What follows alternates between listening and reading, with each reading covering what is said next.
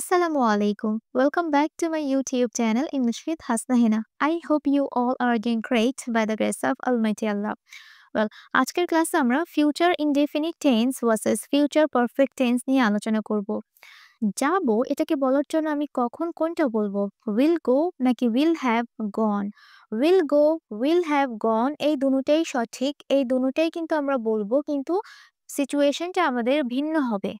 Will go হচ্ছে future indefinite tense আর will have gone এটা হচ্ছে future perfect tense.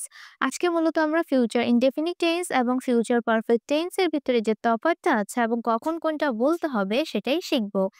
Well, will go future indefinite tense আমরা ফিউচারে বা ভবিষ্যতে কোনো একটা কাজ করব বলে আমরা যখন সম্বোধন করি তখন কিন্তু আমরা ফিউচার ইনডেফিনিট টেন্সে সেন্টেন্সটা বলি যে আমি কোনো কাজ করব। ওকে, এটার সেন্টেন্স স্ট্রাকচার কি? প্রথমে কিন্তু আমরা সাবজেক্ট, তারপর উইল অথবা শ্যাল, তারপর ভার্বের বেস ফর্মটা ব্যবহার করি। আমি আগামীকাল বাজারে যাব। এটা আমি পরিকল্পনা করছি, আমি চিন্তা করছি যে আমি আগামীকাল এই কাজটা করব। তখন কিন্তু আমরা ফিউচার ইনডেফিনিট টেন্সটা ব্যবহার করি। আমি আগামীকাল বাজারে যাব। তাহলে এটাকে আমরা সিম্পলি কিভাবে বলবো? I will I will go. আমি যাব। আই উইল গো কোথায় যাব? বাজারে। তাহলে কি হবে? To the market. I will go to the market. কবে যাব? আগামীকাল। তাহলে কি হবে? টুমরো। টুমরো। আমি আগামীকাল বাজারে যাব। সিম্পলি সাবজেক্ট উইল, তারপর কি হবে? ভার্বের বেস ফর্মটা আমরা ব্যবহার করব। আই উইল গো আমি যাব, টু দ্য মার্কেট টুমরো আমি আগামীকাল বাজারে যাব। ওয়েল, আজকের ভিডিওতে কিন্তু আমরা অ্যাসার্টিভ, নেগেটিভ এবং কিভাবে কোশ্চেন করে ইন্টারোগেটিভ সেন্টেন্সগুলোও কিন্তু দেখব। ওকে, তাহলে আমি কোনো কাজ করব বলে আমি পরিকল্পনা করছি, চিন্তা করছি, তখন কি হবে? সেটা সিম্পলি ফিউচার ইনডেফিনিট। ওকে, যেমন যদি এটা নেগেটিভ সেন্টেন্স হয়, সে বাইরে যাবে না। ওকে, সে বাইরে যাবে না। তাহলে এখানে সিম্পলি আমরা কি ব্যবহার করব? He or she.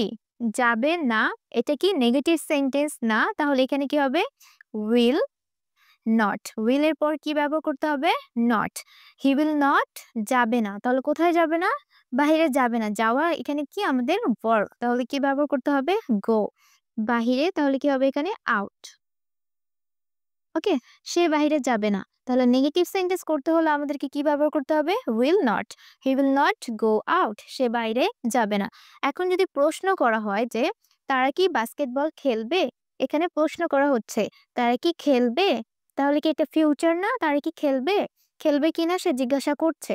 তাহলে এটাকে বলার জন্য আমরা উইলের ব্যবহারটা সর্বপ্রথমে, ওকে, তাহলে কি হবে? উইল। উইল ব্যবহার করার পর আমরা কি করব? সাবজেক্ট নিব। উইল দে খেলবে, খেলার ইংলিশ কি? Play. Will they play basketball. তাহলে এখানে basket ball. Will they play basketball. এখানে প্রশ্ন করা হচ্ছে। ওকে, তাহলে প্রশ্ন করার সময় আমরা কি করব? উইলটা আগে ব্যবহার করব, তারপর আমার সাবজেক্ট, তারপর ভার্বের বেস ফর্ম, তারপর অবজেক্ট। ওকে, তারা কি বাস্কেটবল খেলবে? ওকে, এখানে জিজ্ঞাসা করা হচ্ছে যে ফিউচারে তারা খেলবে কিনা সেটা জিজ্ঞাসা করা হচ্ছে। তারা খেলবে কি খেলবে না? ওকে, এর জন্য এখানে আমরা উইল দিয়ে প্রশ্ন করব। সেটা কি হয়ে যাবে? ফিউচার ইনডেফিনিট হয়ে যাবে। এখানে আমরা ডু দিয়ে প্রশ্ন করলে কিন্তু হবে না। ডু দিয়ে যদি প্রশ্ন করতাম তাহলে বোঝানো হতো যে তারা কি খেলে? এরকম হতো। তারা কি ফুটবল খেলে? জেনারেলি তারা খেলে কিনা সেটা জিজ্ঞাসা করা হতো। ওকে, তাহলে আমরা ফিউচার ইনডেফিনিট টেন্সটা কিভাবে ব্যবহার করব? যখন আমরা একটা কাজ ভবিষ্যতে করব বলে চিন্তা করি, পরিকল্পনা করি এই কাজটা আমি করব, তখন কিন্তু সেটা ফিউচার ইনডেফিনিট টেন্সে হয়। যেমন আমি আগামীকাল বাজারে যাব। I will go to the market tomorrow.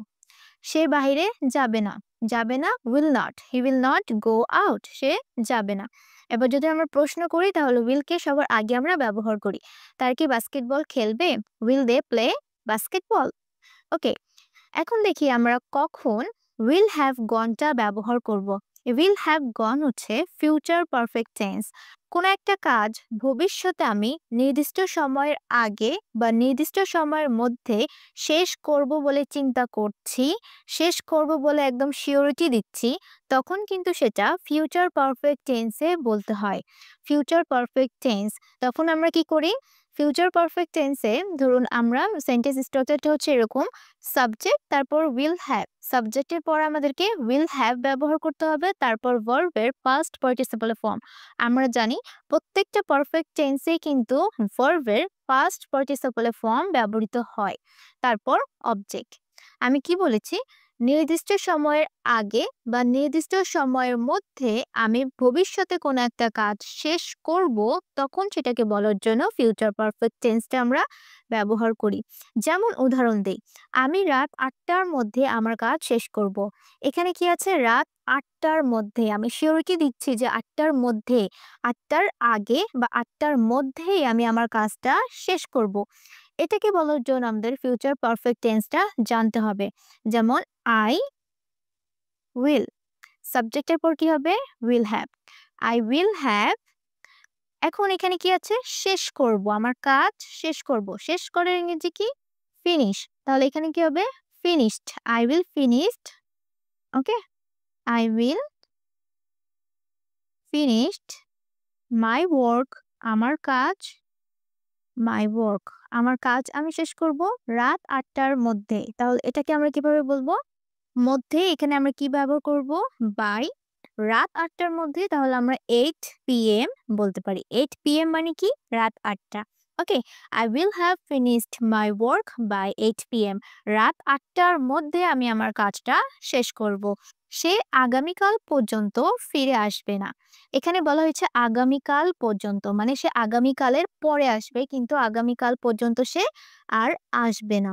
ওকে, এটা এখানে নির্দিষ্ট করে বলে দেওয়া হচ্ছে। তাহলে এটাকে বলার জন্য আমাদের কি করতে হবে, ফিউচার পারফেক্ট টেন্সটা ব্যবহার করতে হবে। সে আসবে না, তাহলে কি ব্যবহার করতে হবে, উইল। উইল এর পর কি হয়, not. He will not have, he will not have, আসবে না, তাহলে ফিরে আসবে, ফিরে আসার ইংরেজি কি, রিটার্ন। তাহলে এখানে কি হবে, returned. Okay, returned, he will not have returned by tomorrow. By tomorrow মানে হচ্ছে আগামীকাল, সে আগামীকাল পর্যন্ত ফিরে আসবে না। ওকে, তাহলে নির্দিষ্ট করে টাইম বলে দেওয়া হচ্ছে, he will not have returned by tomorrow. Okay, এখন আসি কিভাবে আমরা কোশ্চেন করব। তারা কি সকাল 10টার মধ্যে পৌঁছে যাবে? এখানে বলা হয়েছে যে সকাল 10টার মধ্যে, মানে হচ্ছে 10টার আগে বা 10টার মধ্যে তারা কি করবে, পৌঁছে যাবে। তাদের পৌঁছানো যাওয়ার যে কাজটা সেটা 10টার মধ্যেই শেষ হয়ে যাবে। তাহলে এটাকে বলার জন্যই আমাদেরকে কি লাগবে, ফিউচার পারফেক্ট। তাহলে কোশ্চেন করি কিভাবে হবে, কোশ্চেনের আগে আমরা কি করি, উইল ব্যবহার করি। কোশ্চেন করার সময় উইল, তারপর কি, সাবজেক্ট, উইল দে হ্যাভ, হ্যাভটা কিন্তু পরে হবে। Okay, will they have arrived, পৌঁছানোর ইংলিশ কি, অ্যারাইভ। এখানে কি হবে, past participle form arrived by সকাল 10টার মধ্যে। তাহলে বলতে পারি বাই 10 AM। এখানে আমরা কি ব্যবহার করব, AM। AM মানে কি, সকাল। ফিউচার পারফেক্ট টেন্স নিয়ে কিন্তু আমাদের সবারই মাঝে অনেক বেশি কনফিউশন থাকে আসলে। কিন্তু এই ফিউচার পারফেক্ট টেন্সটা আমরা ব্যবহার না করে শুধু ফিউচার ইনডেফিনিট টেন্সটাও ব্যবহার করতে পারি, কোনো অসুবিধা নেই। কিন্তু আমরা যখন একদম ফর্মাল ওয়েতে কথা বলি এবং এক্সাক্ট মানুষকে বোঝাতে চাই যে এই সময়ের মধ্যেই এই কাজটা আমি শেষ করব বা এই কাজটা হয়ে যাবে, এটাকে বলার জন্য এক্সাক্ট ওয়েতে কিন্তু আমাদেরকে প্রেজেন্ট পারফেক্ট টেন্সেই কথাটা বললে আর কি ভালো শোনায়। ওকে, তাহলে ফিউচার ইনডেফিনিট টেন্স, আমি ভবিষ্যতে কোনো কাজ করব বলে আমি পরিকল্পনা করছি। কখন শেষ হবে এক্সাক্ট টাইম না উল্লেখ করে আমি জাস্ট বলছি যে আমি এই কাজটা করব। তখন আমরা ফিউচার ইনডেফিনিট টেন্সটা ব্যবহার করব, সাবজেক্ট, উইল, ভার্বের বেস ফর্ম। আবার আমরা যদি বোঝাতে চাই যে একটা নির্দিষ্ট সময়ের আগে বা নির্দিষ্ট সময়ের মধ্যে আমি কোনো একটা কাজ শেষ করব, কমপ্লিট করব, তখন সেটাকে বোঝানোর জন্য ফিউচার পারফেক্ট টেন্সটা আমরা ব্যবহার করতে পারি। উইল হ্যাভ, উইল হ্যাভ এর পর কি হবে, ভার্বের পাস্ট পার্টিসিপল ফর্ম। সিম্পল। ওকে, আপনারা আমাকে কমেন্ট করে জানান যে এটার ইংলিশ কি হবে। এবং আশা করছি আজকের ক্লাসে আমরা অ্যাসার্টিভ, নেগেটিভ এবং কিভাবে আমরা প্রশ্ন করব, ইন্টারোগেটিভ সেন্টেন্স তিনটার ব্যবহার শিখতে পেরেছি। এবং আজকের ভিডিওটা আপনাদের ভালো লেগেছে। সবাই ভালো থাকবেন। আসসালামু আলাইকুম।